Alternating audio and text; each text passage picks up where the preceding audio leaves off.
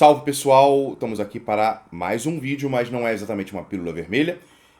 Como vocês sabem, como eu anunciei, nós temos lançado mais ou menos um livro novo por semana na nossa editora, a editora Ars Regia.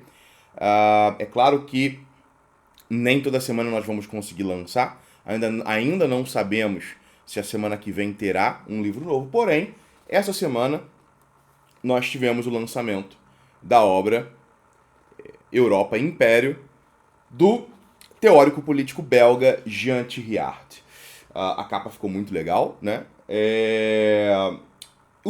Esse livro aqui, e eu, enquanto editor-chefe, né? Eu alterei o título da obra, porque a obra originalmente se chamava Europa, um império de 400 milhões de homens, só que, obviamente, essa cifra populacional, essa cifra demográfica está desatualizada, então não fazia sentido mantê-la como parte do título da obra. Daí eu coloquei simplesmente como Europa Império, que eu acho até um título menos verborrágico, mais impactante. O prefaciador da obra sou eu. Eu escrevi um artigo sobre a importância do Jean Thiriart enquanto teórico político dissidente. Há alguns anos atrás, na época em que se fez ali 100 anos do nascimento dele, daí eu reutilizei esse artigo como prefácio dessa obra. Ademais, considerando que o livro original não tem notas de rodapé, eu fiz as notas de rodapé. Acho que todas, né? Pode ter sido também um problema de versão, da versão que eu utilizei, mas de qualquer maneira eu fiz as notas de rodapé, e as notas de rodapé especificamente dessa obra não são simplesmente ali referências, citações e por aí vai, são na verdade comentários efetivamente. Então, a todo momento em que algum comentário do Thiriart me chamava a atenção, eu fiz um comentário ali como nota de rodapé, incluindo reflexões sobre a aplicabilidade de várias das ideias dele ao Brasil, por exemplo, ou ao mundo atual, ao mundo contemporâneo, ah, bem como também leituras comparadas com ideias de outros autores, né? Puxando alguma coisa de outros autores para iluminar algum comentário feito por ele e assim por diante. Então na verdade é uma edição única no sentido de que mesmo aqui os comentários, é rica em comentários, ela tem muitos comentários. Deixa eu até ver aqui quantas notas de rodapé ela tem. Ela tem mais de 100 notas de rodapé, mais de 150 notas de rodapé, pelo que eu estou vendo aqui. Todas essas notas de rodapé, pelo que me parece, pelo que eu me lembro, são minhas. Comentários sobre contextualizando, né? Acrescentando e assim por diante, em relação ao conteúdo desse excelente livro. Agora bem, o livro é dividido em 9 capítulos. Eu vou comentar aqui os títulos desses capítulos, né? Capítulo 1, as dimensões do Estado Europeu. 2, o estilo do Estado unitário europeu. 3, os amigos e inimigos da Europa unitária. 4, a Europa legal contra a Europa combatente. 5, o lugar e a função do homem na sociedade comunitária europeia. 6, a missão universal do espírito europeu e seu direito natural à hegemonia. 7, como se construirá a Europa unitária. 8, os que farão a Europa, o Partido Moderno, a organização introduzida na política. E 9, por uma moral lúcida contra uma moral debilitante. Então, assim, esse livro, na prática, não é um livro de filosofia, é um livro de estratégia. Ele foi escrito originalmente, se não me engano, a edição original é de 50 e pouco, né? 60 talvez, final dos anos 50. Final dos anos 50 início dos anos 60. Esse texto representa um momento no pensamento do Jean Thiriart. Textos posteriores dele são um pouco defendem algumas coisas um pouco diferentes em relação a alguns pontos. Eu posso até comentar um pouco aqui. Então, por exemplo, Nesse período aí dos anos 50,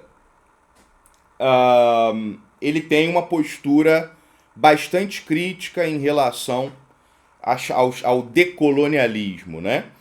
Porque ele considera que, na prática, por trás do colapso dos impérios europeus, está ali a atuação dos Estados Unidos, principalmente, tentando enfraquecer e submeter a Europa. Alguns anos depois, 10, 15 anos depois, em outras obras do Jean Thiriart, ele defende ali, de modo geral, uma posição, entre aspas, terceiro-mundista, né, no sentido aí de uma aliança da Europa com movimentos revolucionários na África, no Oriente Médio e, enfim, em outras partes do mundo, na Ásia e assim por diante. Uma outra diferença significativa é em relação a como ele vê a Europa, no seguinte: ele pensa, e depois isso, na verdade, evolui, a posição dele evolui, mas no momento desse livro, ele pensa a noção de uma Europa como um polo autônomo, como um polo independente entre os Estados Unidos e a União Soviética. Uma Europa de Brest, na França, a Bucareste. A gente poderia dizer uma Europa de Dublin a Bucareste, ou uma Europa de Lisboa a Bucareste. Na medida em que menciona Bucareste, capital da Romênia, ele está falando aí que o objetivo primário dessa mobilização que ele defende é forçar ou convencer a União Soviética a dar fim à ocupação militar da Europa Oriental, né? Permitindo a unificação europeia. E que a partir desse momento, do momento em que a União Soviética efetivamente abandonar a Europa Oriental, essa Europa deve buscar uma aliança militar com a União Soviética e talvez até mesmo pensar nos termos de uma Europa ou Eurásia unitária de Brest a Vladivostok, tá? Mas eles consideram que para dialogar efetivamente de igual para igual com a União Soviética é necessário que a União Soviética liberte os países da Europa Oriental, né? E aí ele coloca os Estados Unidos como sendo o inimigo principal, o inimigo fundamental. Não obstante, no primeiro momento, ele considera necessário afirmar a Europa como um polo independente e enfrentar, pressionar a União Soviética por conta da ocupação militar dos países do leste europeu. Isso é uma parte relevante da geopolítica pensada pelo Jean Thiriart. Como eu falei que os capítulos, né? O primeiro capítulo, que é esse, as dimensões do Estado Europeu, trata exatamente dessa parte geopolítica, né? No sentido de que até onde vai a Europa, o que significa a Europa, onde se defende a Europa, né? A Europa deve ser defendida ali na sua fronteira ou a partir de posições avançadas, né? O segundo capítulo trata do modelo que ele pensa aí para essa integração europeia. Provavelmente é o capítulo mais polêmico no seguinte sentido: o Jean Thiriart, ele não defende um modelo federal semelhante àquilo que está se tornando a União Europeia. Ele não defende um modelo confederado, né? Ele defende um modelo unitário. O que se entende como um modelo unitário? Modelo unitário, tal como é propriamente a França hoje, em que existem simplesmente províncias, né? Não são estados menores dentro de um estado maior, né? Não são ali autonomias. A Rússia, por exemplo, é uma federação, né? O Brasil é uma república federativa. Localmente, no âmbito estadual, a gente consegue eleger um governador estadual que tá, por exemplo, contra o presidente, né? Não é isso que ele está defendendo. Ele defende um Estado unitário, europeu, sem fronteiras internas, sem governos nacionais dentro dessa Europa unificada, né? Categoricamente o capítulo mais polêmico a nível teórico, a nível intelectual, filosófico, dessa proposição do Jean Thiriart. Porém, o Jean Thiriart considera que isso é absolutamente necessário para evitar uma eventual implosão desse projeto ou a instrumentalização de velhas rivalidades nacionais, né? Velhas rivalidades étnicas, velhas rivalidades, enfim, internas, com o objetivo de colocar uns contra os outros por parte aí de potências estrangeiras. Né? O Thiriart considera que se é para unificar a Europa, a unificação deve ser total, absoluta. Não pode existir mais França, não pode existir mais Alemanha, não pode existir mais Itália, não pode existir mais Espanha, Portugal, Hungria, Polônia, nada disso. Tem que ser um único país. Uma Europa-nação. Essa é absolutamente uma ideia extremamente polêmica. Eu conheço vários pan-europeístas contemporâneos. Hoje em dia nenhum defende isso. Né? Hoje em dia nenhum defende isso. A maioria defende uma superação da União Europeia através, inclusive, de uma maior descentralização, através de um modelo confederado. Né? Mas essa ideia do Jean Thiriart, ela tem a sua lógica, ela tem os seus méritos.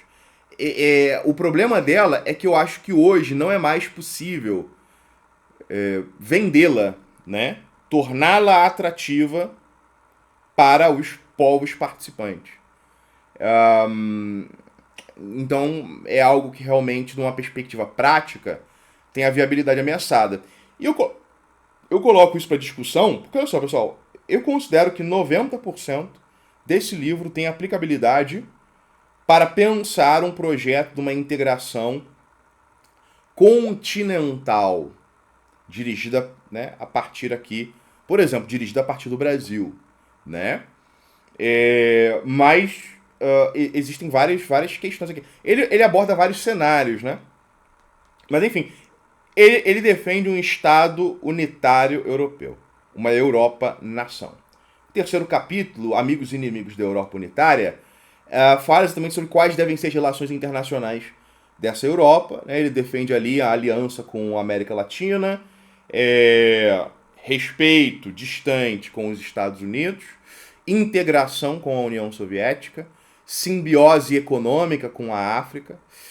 E se não me engano, são essas as relações principais que ele pensa, né? Até porque ele, em tese, dessa perspectiva aqui, a China, por exemplo, a Ásia, né, o Extremo Oriente, está um pouco distante para ele pensar de maneira imediata. Ademais, nesse momento, até por conta da ruptura sino-soviética, ele pensa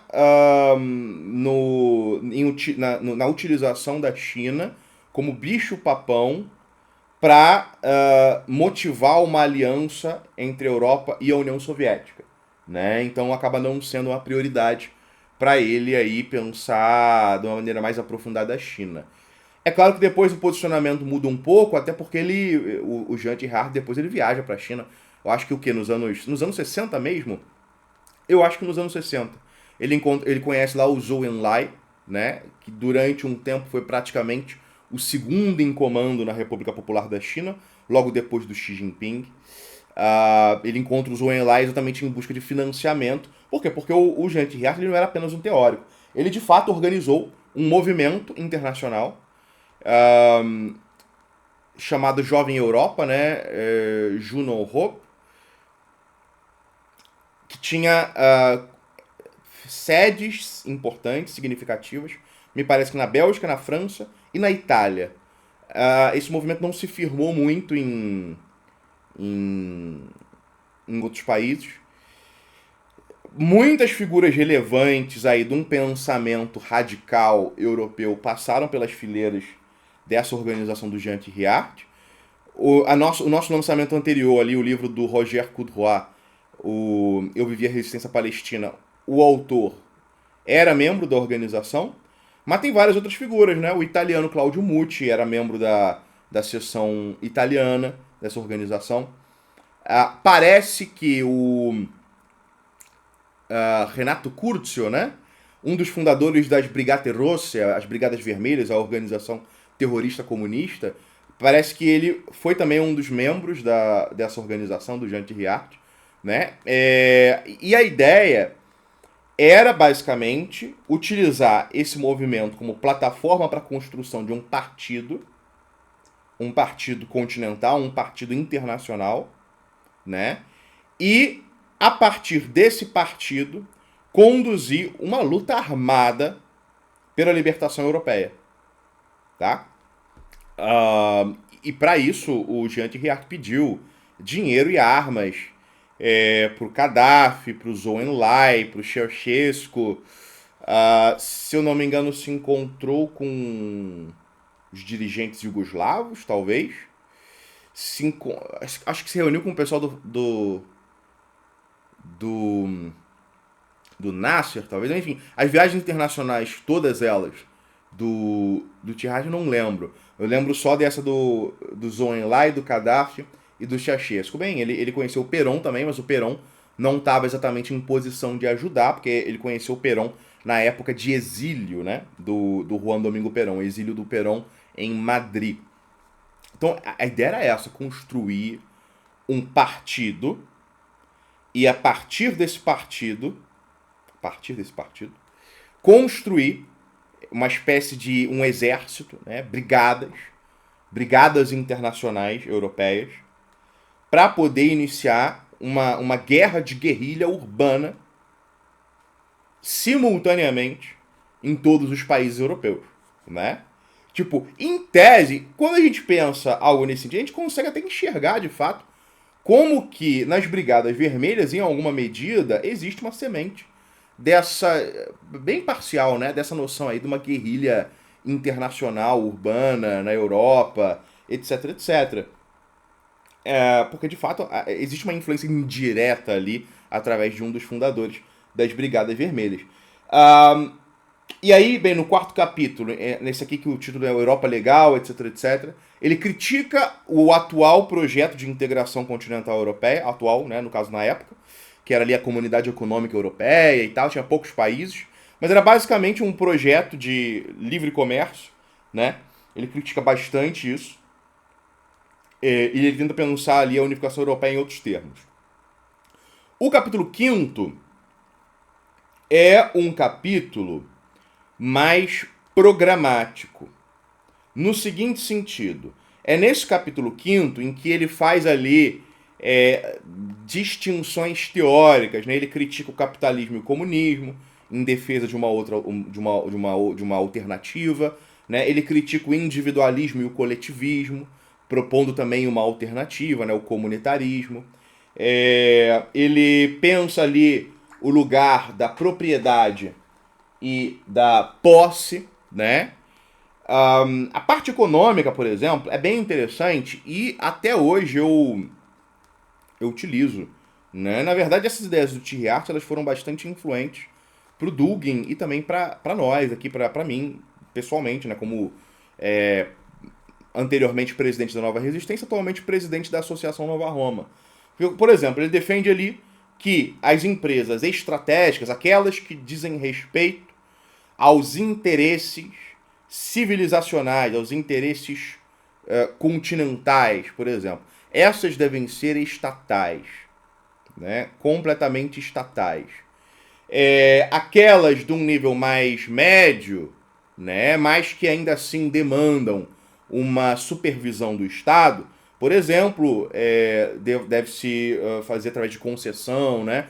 O Estado concede, né? A propriedade é do Estado, mas a posse é da iniciativa privada. Então o Estado concede a exploração para uma empresa, para um grupo, ou o que quer que seja, e faz ali a fiscalização necessária, a orientação. E o resto todo, né, em outros setores industriais. Então, ele dá o exemplo, por exemplo, se eu não me engano, como estratégico, a maior parte do setor energético, né, setor bélico e por aí vai.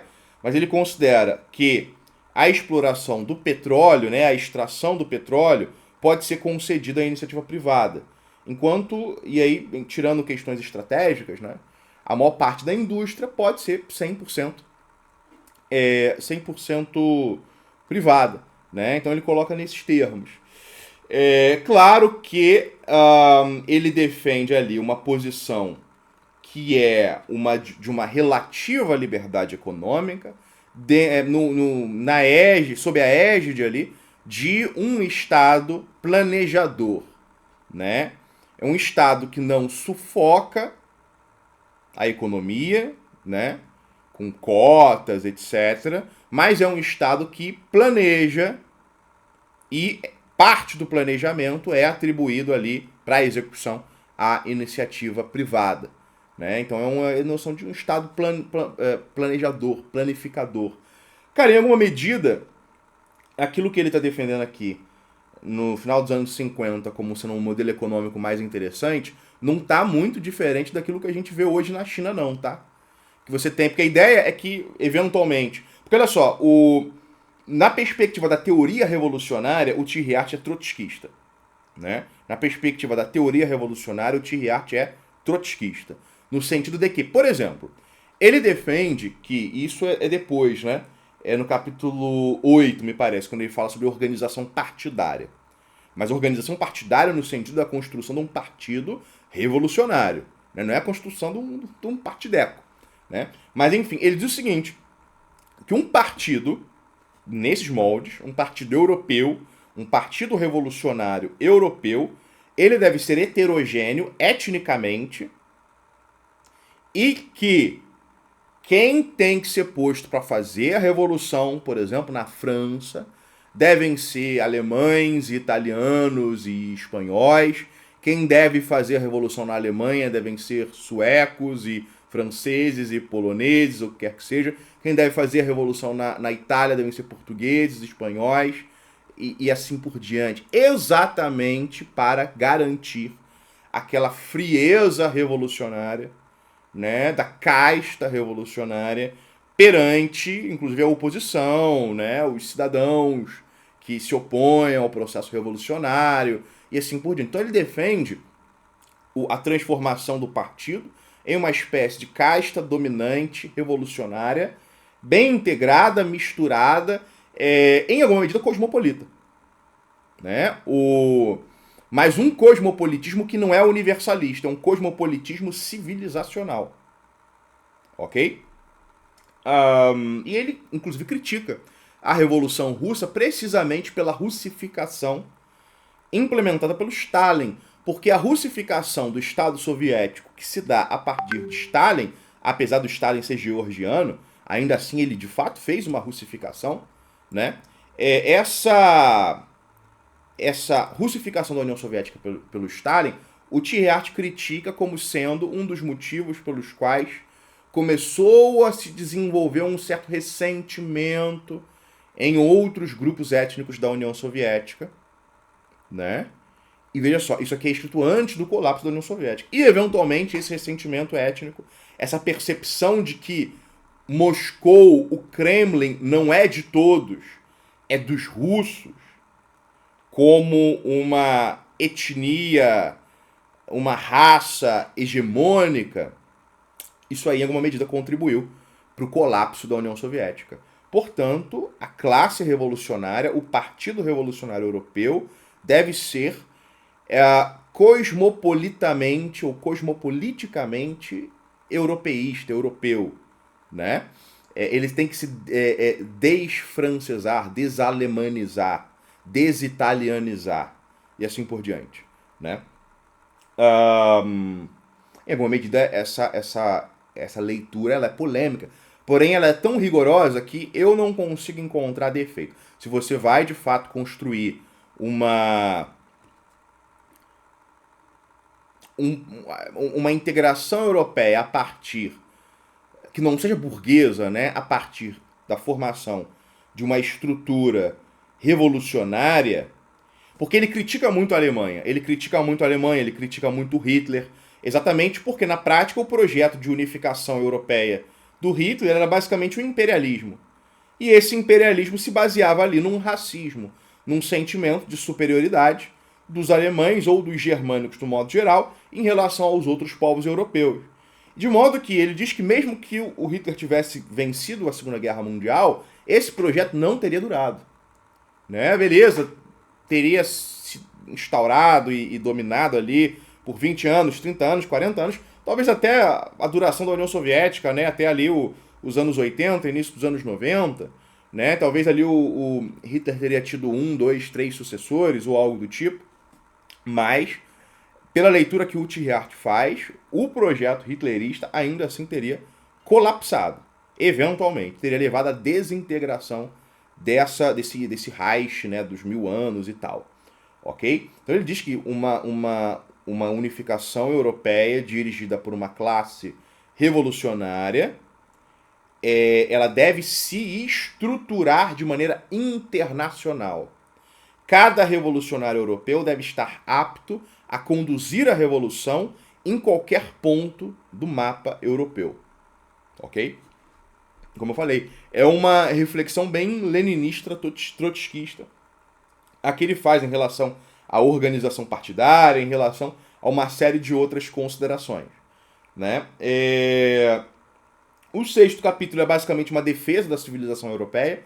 Né? Ele fala ali de momentos na história em que vários povos europeus se uniram e tal, batalhas específicas, né? Batalha de Viena e várias outras batalhas ele comenta aqui, ele comenta sobre a cultura europeia, ele ataca os Estados Unidos como sendo um país sem cultura própria, né? Um país que é civilização, mas que não tem cultura e que basicamente se limita a copiar, a parodiar a cultura europeia.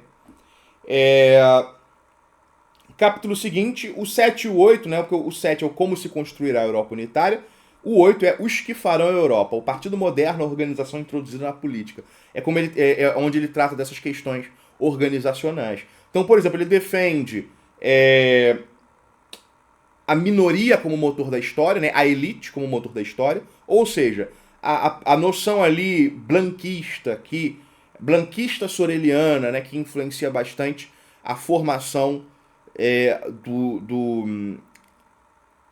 dos social-democratas russos, né, os eventuais bolcheviques, como partido de quadro, partido de elite. Né? Ele defende basicamente a mesma coisa. Ele nega que o povo fez a revolução. O povo nunca faz revolução. Ele nega absolutamente isso. Ele diz que toda revolução é feita por elites, por pequenos grupos. Né? Então é um capítulo, são 2 capítulos, né, em que ele trata bastante sobre essa questão da construção do partido, sobre a parte metodológica. E tem também outro capítulo por uma moral lúcida contra uma moral debilitante, que aí ele aborda questões éticas, morais e tal. Também são, por exemplo, o papel da liderança, né? Ele, por exemplo, associa o trabalho revolucionário, isso é algo que eu sempre falo dentro das minhas organizações, ele associa o trabalho revolucionário ao trabalho de formiga. No sentido de que o processo revolucionário não é a eclosão de um levante militar, não é a tomada do poder. A tomada do poder é a transformação plena em ato, é a plena atualização de um processo revolucionário que começa de antemão, às vezes anos antes. Tá? Pensando aristotelicamente, né, potência-ato, geralmente identifica-se como revolução apenas o momento da realização plena da revolução, né, o momento ali do clímax, a atualização final, né, a efetiva atualização, a transformação daquilo na plenitude do que estava prometido em sua própria semente. É isso que a maioria das pessoas chama de revolução. Que dia foi a Revolução Francesa? Que dia foi a Revolução Russa? Ele nega que a revolução seja isso. O Jean Thiriart diz que a revolução começa no trabalho de base do partido, do movimento. Trabalho que pode ser maçante, sacal, escrever artigo, distribuir panfleto, colar cartaz, articular, fazer vaquinha para, sei lá, comprar uma sede ou alugar uma sede, ou realizar um evento, realizar um churrasco, tá? Então o Thiriart diz que isso é revolução. Esse é o processo revolucionário. É o processo ali que emerge a partir da semente, né? Nós poderíamos dizer que é a semente da vontade de uma liderança ou de um grupo, né, que se reúne e lança um projeto revolucionário. Então a revolução começa a partir ali de uma semente e ela vai se desenvolver, ela pode perecer no meio do caminho, né? Muitas sementes de plantas acabam não se transformando em árvores. A mesma coisa pode acontecer com um movimento político revolucionário, né? Mas a revolução não é o momento final. A revolução é tudo isso. E a revolução, portanto, começa com o homem singular, o homem de ação. Nesse sentido, é uma obra também, em alguma medida, evoliana, né? Tem alguns ecos evolianos nessa obra do Jean Tirard, apesar de haver muitas diferenças entre a mentalidade tradicionalista do Júlio Zévola e a mentalidade bem pragmática ou, em alguma medida, até mesmo materialista do Jean Tirard. Jean Tirard, aliás, ele havia sido comunista, tá? Ele, originalmente, ele era comunista, depois se tornou fascista e, eventualmente, se tornou nacional bolchevique. Né? Nessa época que ele já era nacional bolchevique. Mas o Tirard tem esse background socialista, né? Ele tem um background socialista marxista, ok? O que aparece bastante em vários elementos aqui da obra dele, tá? Então, assim, eu acho essa obra fascinante, muito interessante. Eu efetivamente recomendo a aquisição dessa obra Europa Império, né? Cara, se eu não me engano, nunca lançada no Brasil, tal como a nossa obra anterior nunca lançada no Brasil, né? Machado, mas fala sobre a Europa e tal, eu já falei, cara. Se você tá acompanhando a gente, né? Às vezes é um angolano, um moçambicano, etc. Porra, compra esse livro, né? Ou enfim, tenta conseguir uma versão dele, lança no seu país. Vai ser polêmico, né? Evidentemente. Mas o que ele fala sobre organização de partido, sobre continentalismo, sobre civilização, sobre superar as divergências étnicas e nacionais para construir um Estado, né, civilizacional, unificado, como sendo a única alternativa para não ser dominado, né? Porra, e se isso aí não ressoaria, por exemplo, na África, né? No mundo islâmico, no Extremo Oriente, em alguma medida, na América Ibérica, obviamente. Né? Eu considero Tirard como um guia para um processo continentalista ibero-americano. Porém, apesar de concordar com muita coisa do livro, eu só não considero viável pensar de imediato, de antemão, numa integração total e unitária entre países ibero-americanos. E eu não acho que é possível alcançar esse objetivo através de partidos revolucionários, né? Através de um movimento revolucionário internacional. Eu acho que a unificação ibero-americana ela vai ser alcançada pelos militares, pelas forças armadas dos países. Ou através da transformação de um país como o Brasil numa potência tão fudidamente poderosa, tão fudidamente próspera e sinistra, etc., que você aos poucos vai pressionando até convencer os países vizinhos a livremente se integrarem no Brasil, né? Como já algo além do Brasil, ok? Mas é basicamente um livro extremamente atual. O pessoal, né, chauvinista, etc. Meu Deus, Machado, unificação, isso, unificação, aquilo, como pode? O Estado-nação. Estado-nação surgiu em Westfália, sei lá, 3 séculos atrás, e você acha que é o que? A vontade de Deus, amigo? Foda-se o Estado-nação westfaliano. Né? Ele tem data de nascimento e, na minha perspectiva, ele já se tornou uma figura geopolítica ultrapassada. Vocês não estão prestando atenção? Sabe quais são os únicos países que existem hoje? Estados Unidos, Rússia e China. Alguns outros também. Né? Estão chegando lá, ou tentando, se esforçando, ou estão contra as cordas.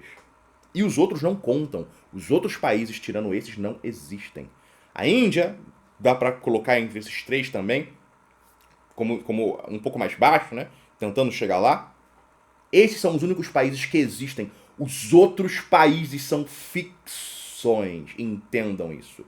Todos os outros, no dia em que vocês perceberem que todos os países do mundo excetuando esses 3 ou talvez 4, são fictícios, no sentido de que eles não são soberanos, não têm política externa de verdade, a economia de todos esses países é uma farsa, tá? Eles não têm nada, eles são cascas vazias. Com um dedo você derruba qualquer um desses países, tá? O Brasil só existe por concessão e ignorância dos Estados Unidos, por exemplo. Porque talvez desse trabalho, um pouco de trabalho, né, empurrar e derrubar, ok? Ou porque essa ficção, essa farsa que é o Brasil, sirva aos interesses dos Estados Unidos, em alguma medida, a manutenção do teatro. Mas na situação atual, todos os países do mundo são ilusões, ok? Para que um país deixe de ser uma ilusão, ele tem que ser algo muito diferente daquilo que ele é hoje. E no caso dos países pequenos, como os países europeus, os países africanos, os islâmicos e por aí vai, ou se unificam e se tornam um só país, né? Ou pedem, aí, imploram pela proteção e, portanto, pela integração numa mega potência continental. No caso dos nossos vizinhos, em relação ao Brasil, é basicamente isso, né? Mas a mentalidade da elite brasileira não é essa, não se entende isso no Brasil. Enfim, essa aí é a reflexão sobre essa obra que nós acabamos de lançar. É isso, pessoal, e amanhã, provavelmente, tem uma pílula vermelha propriamente dita.